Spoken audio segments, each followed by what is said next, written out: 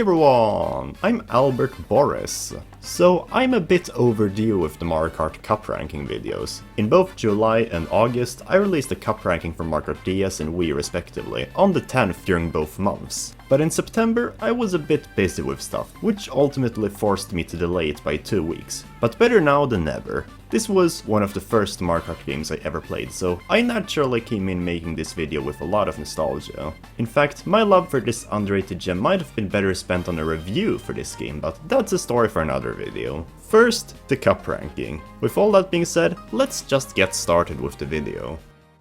Alright, so this is just embarrassing. My least favorite Mario Kart 7 Cup may come off as slightly controversial, but honestly, I think a lot of people can agree that the special cup in this game is just... what? Yes, the ultimate culmination. It's the worst one of the game. Call it what you will, but special?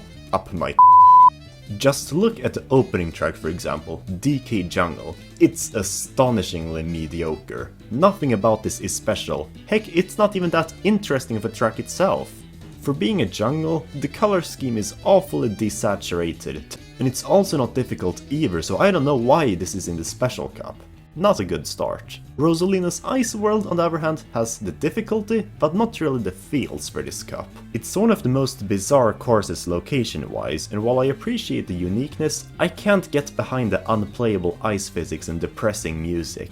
Now, Bowser's Castle is an interesting one. The entire track has this doomsday atmosphere covering the track with the electric guitars and hopeless melody, but unfortunately it's pretty mediocre to drive on. You don't really spend a lot of time in the castle itself, which is cool enough, sure, since the post-apocalyptic setting is unique, but what is this? It makes no sense scientifically. I'm not even a scientist, but breaking the laws of physics like this just takes me out of the experience. The fact that the special cup is in last place is pretty sad, because Rainbow Road is actually one of the best tracks in not just the game but the entire series. It's a bit overrated, sure, but you can't deny what an epic adventure it is with its organic progression. All in all, this is a disappointing way to start off the list.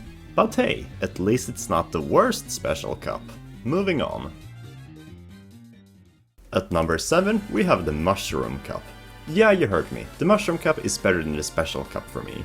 But it's not that steep of a difference, it's just more consistently decent. I was considering maybe putting this one last, but I figured that on the whole, it's really just overall more fun to play than the Special Cup. And it's not even like this cup is extraordinary, it just happened to be that the Special Cup in this game was surprisingly underwhelming. Mario Kart 7 being one of the first Mario Kart games I ever played, I was pleasantly taken in by the game's first track, Toad Circuit. It's simple, but the music does a really good job at welcoming you to the game. And layout-wise, despite being a figure 8, does a lot of interesting stuff with the Toad balloons, the glider ramp halfway through, and many shortcuts you can take. It's one of the better opening tracks in the series, even if it's pretty dull in the booster course pass. And likewise, Daisy Hills is also a cozy track to make you feel welcomed, with the countryside farm aesthetic and a small town. Cheep Cheep Cape is the perfect introduction to the underwater mechanic. Yes, this is actually the first game in the series that allows you to drive underwater. Pretty late, but better now than ever, and this track does it pretty well with the cozy tropical setting and steel drums. And Shy Guy Bazaar is one of the most unique desert tracks. Instead of a typical sunny desert, in this track you're driving through an Arabian bazaar at night. It's such an out-of-the-blue concept, but it's done so well. I didn't even realize it was a desert track at first. So as you can see, I've been incredibly positive about this Mushroom Cup. The tracks are more atmospheric than the ones in the Special Cup, despite the easier difficulty, plus they managed to do more with what they have. But don't mistake that for it being amazing. While I've praised all of these 4 tracks, at their core they're still relatively simple, and it would be unfair to rank them above cups containing both comforting and ambitious tracks. The Mushroom Cup is pretty decent, but it's still only at number 7 for this reason.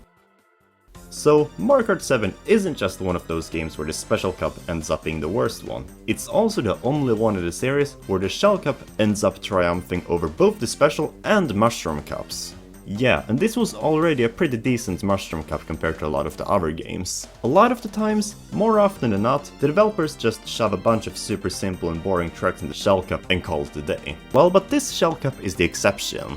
Okay, so sure there's N64 Luigi Raceway and GBA Bowser Castle 1, but they're fine enough. The former is a bit too long and the latter is a bit boring from a layout perspective, but it's redeemed by the last two tracks.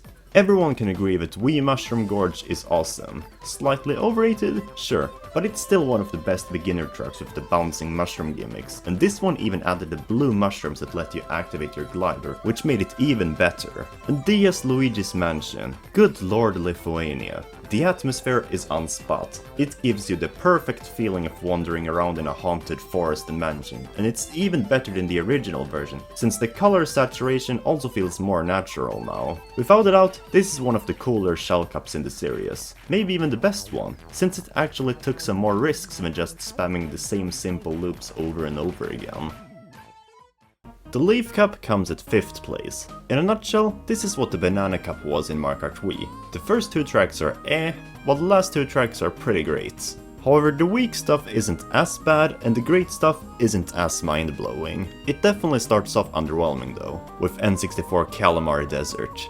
I have no idea what the Mushroom Cup track is doing this late in the game, and it hurt the Leaf Cup pretty much. Like, it's literally just an over-glorified loop with barely anything happening. Sure, there's a train, which rarely even passes by, and a couple of ramps, but it's not enough to combat the empty atmosphere. And for some reason the entire road is slippery, like, what the heck? It's a desert, not an ice track. DS DK Pass continues the frustrating ice physics, and it's obvious this track wasn't really meant to be played with this game's physics. It just doesn't feel right when you can't snake on these super sharp turns. But I digress, because the atmosphere is still incredibly comforting. But GCN Daisy Cruiser and Wii Maple Treeway is where it's really at.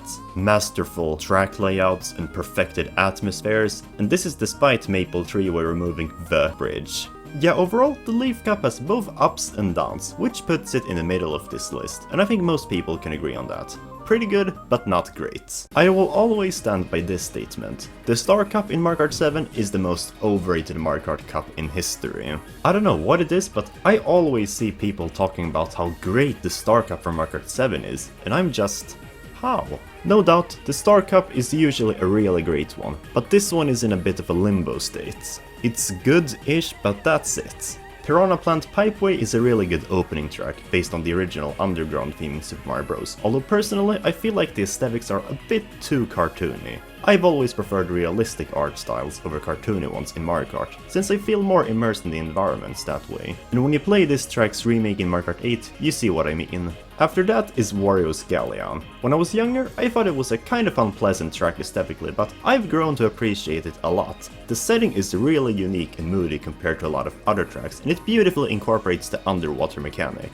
It's not every day you race on a shipwreck in a thunderstorm. So far, so good. But then there's Koopa City.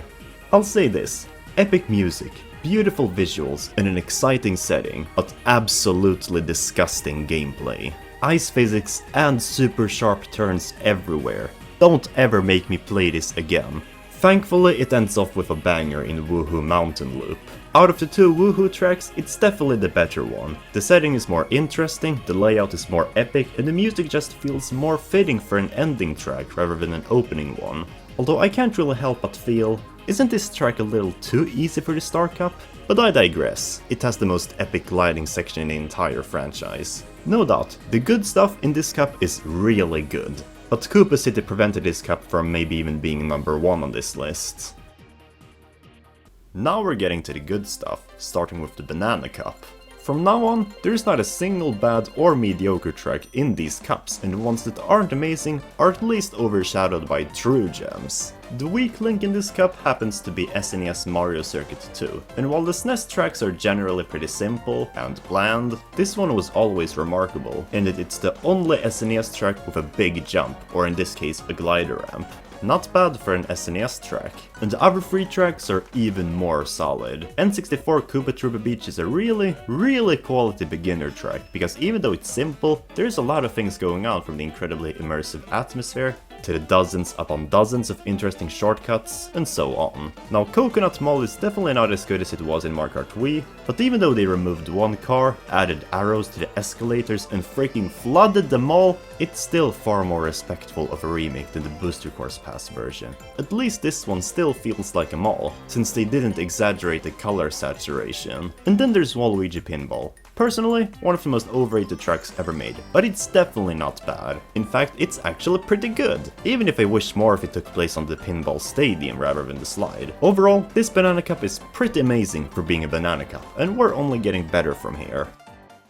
The Lightning Cup of Mario Kart 7 is nothing short of near perfect. The Lightning Cups, being the last ones in the game, tend to combine some of the more difficult and epic retro tracks in the series, to make for a final challenge. And for the most part, that can definitely be said for this game's Lightning Cup. It already starts off incredibly powerful with Wii Koopa Cape, one of my personal favorite tracks of all time. The coastal and forested mountainside is just as atmospheric as it was in Wii, and is arguably my favorite retro track in Mario Kart 7 now. And this is despite the developers possibly ruining the best part of it by flooding the underwater pipe and removing the electrical bars. That's how good it is. The next two tracks luckily don't mess with what's not broken, as GCN Dino Dino Jungle is just as tense as it was on the original, and DS Airship Fortress is just as epic as it was on the DS. I sure can't wait to see how they'll end off the Lightning Cup.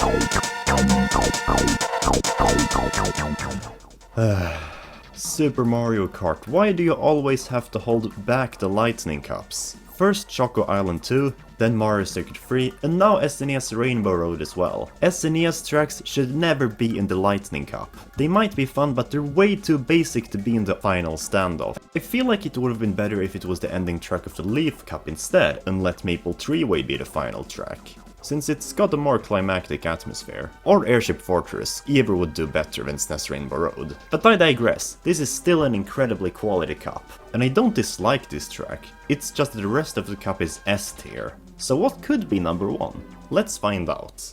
And of course, the Flower Cup is at number 1 on my ranking.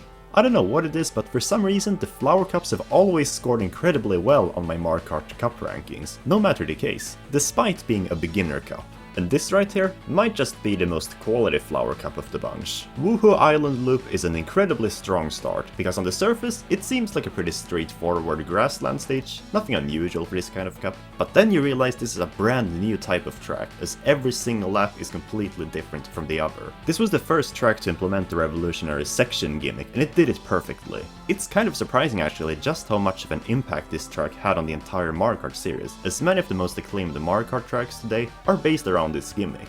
And then we have one of the best Mario circuits in the entire series. Not only is the music much less basic and more welcoming than usual, but in terms of layout, it's also way more distinctive with the springtime leaves and gliding from Peach's castle, etc. This cup also has what might be my favorite track in the entirety of Mario Kart 7, Alpine Pass. I am a sucker for nature-themed tracks, especially if they look realistic and have a lot of green, and this one fills in on all the marks, while also perfectly utilizing the glider feature to its fullest potential. Also, green pipes everywhere. Perfection. And then there's Melody Motorway. This track needs no introduction. Overall, this is easily the greatest of Mario Kart 7's 8 cups. But what is your favorite cup in the game? If you like this video, then please consider liking, sharing and subscribing to my channel, as I talk about everything Mario related. With that being said, I'm signing off.